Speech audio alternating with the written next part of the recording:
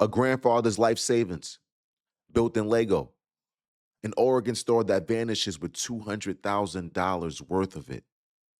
A YouTuber who flew in to get it back and got arrested twice.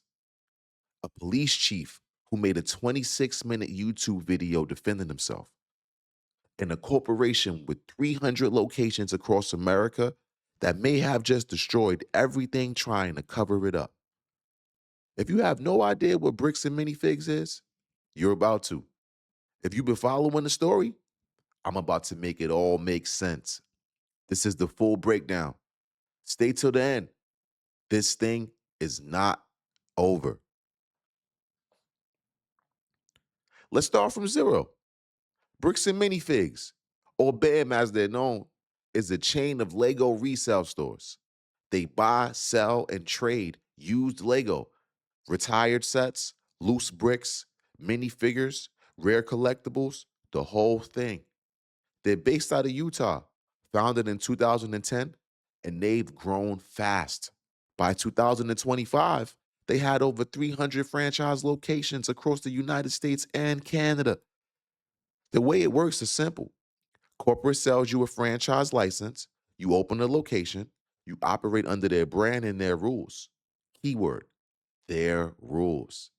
Because that's where this whole thing starts to fall apart. Now, meet Ed Manziel, 83 years old. Been collecting Lego Star Wars since the early 1990s, back when most people didn't even take that seriously. Over the decades, Ed and his son Brian built something remarkable, a collection of 780 Lego sets and over 1,200 minifigures, promoted by the store itself as one of the largest private Star Wars Lego collections in the region, estimated to be worth roughly $200,000. That's not a hobby, that's a legacy. But Ed's health started to decline, and Brian decided it was time to convert that collection into money that the family could actually use to survive. So in late 2023, Brian walked into the Bricks and Minifigs franchise in Kaiser, Oregon, a small city right next to Salem, and made a deal, a consignment agreement. Here's how the consignment works. You leave your stuff at the store, they sell it for you, they take a cut, in this case, 35%, and you keep the rest. Crucially, the stuff is still yours until it sells. If the deal ends, you get your stuff back. Simple enough, right? That's what the man sells thought. The woman running the Kaiser franchise was Crystal Law Gorman. She co-owned it with her husband, Benjamin Gorman. She welcomed the Mansell collection. The store was even promoted on social media. People came to see it. It was a draw. According to BAM's own investigation, Crystal was making sales. Their point of sale data shows at least 52,000 worth of the collection was sold during her time. The family was supposed to be getting monthly payments. But here's a problem that would explode later. BAM says Crystal maintained three separate spreadsheets tracking the collection sales, and all three showed different numbers. Their investigation concluded she was underreporting sales to Brian. So we may have had fraud happening at the store level before any of the bigger chaos even started. But Crystal has had her own side of the story, and it gets complicated. Fast forward to November 2024. Something goes wrong at the franchise level. Crystal tells BAM Corporate she can no longer continue operating the store. She cites financial struggles and a job opportunity her husband received out of the country. What happened next depends on who you ask. BAM's version? Crystal's franchise agreement was terminated. The store was handed to two new franchise owners, Brandon Best and Joshua Johnson, to keep the location running. Crystal's version? BAM Corporate seized her business without warning, changed the locks, pushed her out, and took everything inside, including the Mansell collection. That was not BAM's property to take. She filed a lawsuit against BAM in March 2026, claiming wrongful seizure of her franchise. And here's the details that makes BAM's position very uncomfortable. BAM's CEO would later publicly claim the consignment was unauthorized, that consignment deals weren't allowed under the franchise rules. But Crystal posted her actual franchise contract to Reddit, and her contract clearly stated franchisee may also offer consignment services. BAM said consignment wasn't allowed. The contract said it was. Someone is lying or reading very carefully. Meanwhile, Brian Mansell was watching this play out and realizing his collection is still in that store. The new owners, Best and Johnson, have the Legos. They're not the ones who signed the consignment agreement, and they're not trying to honor it either. Brian tries to get his stuff back. He's stonewalled. At one point, the new owners allegedly offered to return his sets only if Brian signed an apology letter. An apology letter for his own property. Brian posts about it online. He tries small claims court. He started a GoFundMe to cover the legal costs. And then someone watches this story and decides to get involved. His name is Ben Schneider. Online, he goes by Reckless Ben.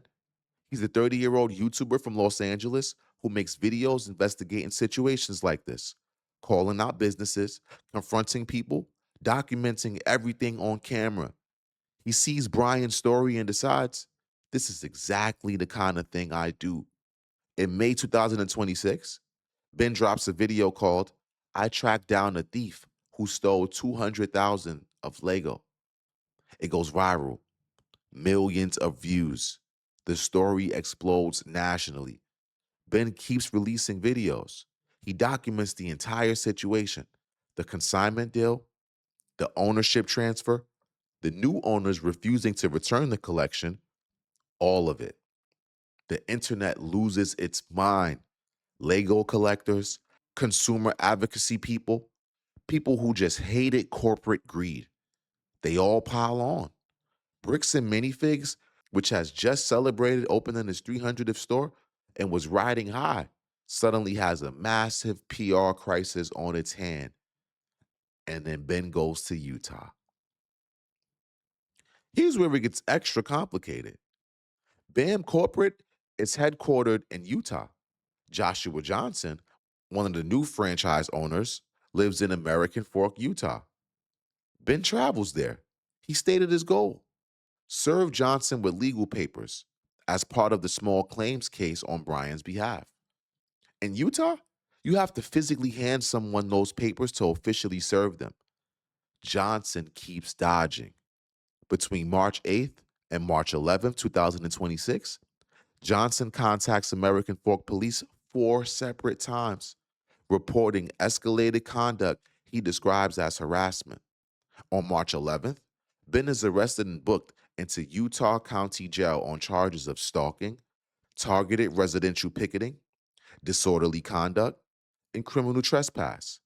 He says he was just trying to serve papers. But it gets weirder. Ben claims that leaked body cam footage shows an American Fork police officer apparently allowing Johnson to take a peek at the legal papers Ben was trying to serve before Ben could officially deliver them. If accurate, that would explain why service was never completed and raise a serious question about whether officers were helping Johnson avoid being served. Ben also alleges officers searched his vehicle without proper cause, that one officer dislocated his shoulder during the arrest, and that one whole thing was orchestrated to protect Bam. He started calling it the Mormon Mafia. American Forks Police Chief Cameron Paul took the unusual step of releasing a 26-minute video statement on May 29th, walking through the department's version of events day by day, defending every officer's actions. Ben released his own response video, nearly 1.8 million views in a single day, breaking down the chief's statement clip by clip and presenting what he says is contradictory body cam footage he obtained through public records request. At one point, Ben said he fled to Mexico to avoid an arrest warrant. American Fork Police then issued a public statement saying there were no active warrants for him in Utah. So either Ben was wrong about being wanted or the situation changed. Either way, it's chaos. By this point, we got lawsuits flying in every direction. Bam sues Reckless Ben, Brian Mansell, and others in Utah's 4th District Court on May 30th. They allege defamation, disparagement, conspiracy, harassment, racketeering, stalking, trespass, and intentional infliction of emotional distress. They also claimed defendants received bomb threats and death threats, and that Ben's campaign was designed to extort money from them. Crystal Law Gorman files her own lawsuit against BAM on March 27th, claiming her franchise was wrongfully seized. Brian Mansell's small claims case against Johnson remains active in Utah's 4th District Court. And Patreon, the platform where Ben earns creative income, was approached by BAM and asked to remove Ben's content. Patreon refused. Their CEO reportedly told BAM, in so many words, to take a walk. Multiple other Bricks and Minifigs franchise locations in Sacramento and San Luis Obispo had to close temporarily due to harassment from people who had seen the videos. On June 4th, 2026, something significant happened. BAM's CEO, Ammon McNeff, published a blog post and statement announcing 1. The Salem Kaiser store would be permanently closed. 2. BAM was parting ways with the franchise owners, Brandon Best and Joshua Johnson, and what they called a mutual agreement. 3.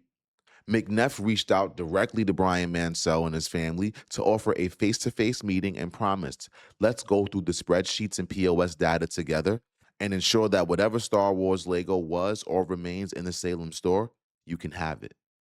4. BAM said they would discuss dropping Brian Mansell as co-defendant in a defamation lawsuit. This is significant. A company with 300 locations does not close the store, cut loose 2 franchise owners, and personally call the guy they were just suing unless the pressure got to them. But BAM still maintains they did nothing wrong. They still blame Crystal for the whole thing. And the lawsuit against Reckless Ben, that's still active. So here's where everything stands as of June 2026. The Kaiser store is permanently closed. Best and Johnson are no longer franchise owners, though Best still owns the Eugene and Oregon location. BAM has offered to compensate Brian Mansell and return remaining sets. Brian Mansell has not yet confirmed the collection has been returned. The BAM lawsuit against Reckless Ben is still active. Ben still faces criminal charges in Utah: stalking, trespass, disorderly conduct. Crystal Law Gorman's lawsuit against BAM is still active as well. The GoFundMe for the Mansell family has cleared $10,000 and counting. This is not over, not even close. Here's why this story resonates with so many people beyond the Lego community. An elderly man spent decades building something valuable. His family tries to do the right thing: a legal, documented agreement with a legitimate business. A corporate ownership change happens, and suddenly their property is just gone. And when they ask for it back, they get stonewalled, demanding to sign apology letters, and eventually sued. That's not a Lego story. That's a story about how franchise corporations can swallow up a small agreement and leave regular people with nothing, and then use their legal resources to fight back when those people dare to go public. And the YouTuber with a camera exposed all of it. Whether you think Reckless Ben went too far, and that's a fair debate, the fact is, without those videos, Brian Mansell would still have nothing. No call from the CEO, no store closure, no offer of compensation. That's just the truth. Now, the story is still developing. There are active lawsuits. There are criminal charges. There's a question of whether Brian actually gets his collection back or just a check. There are questions about Crystal's role that haven't been fully answered yet. This channel is going to be the place you can come to for every update. New filing drops, we cover it. If Brian confirms that he got his Lego back, we cover it. If Reckless Ben's case goes to trial, we'll cover it. If Bam does something shady at another location, we're on it.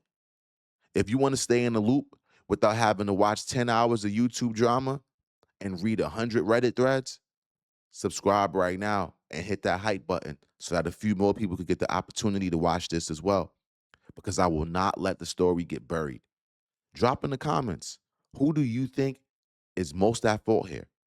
Bam Corporate, the new franchise owners, Crystal, all of the above. I'll read every single one. Let's go.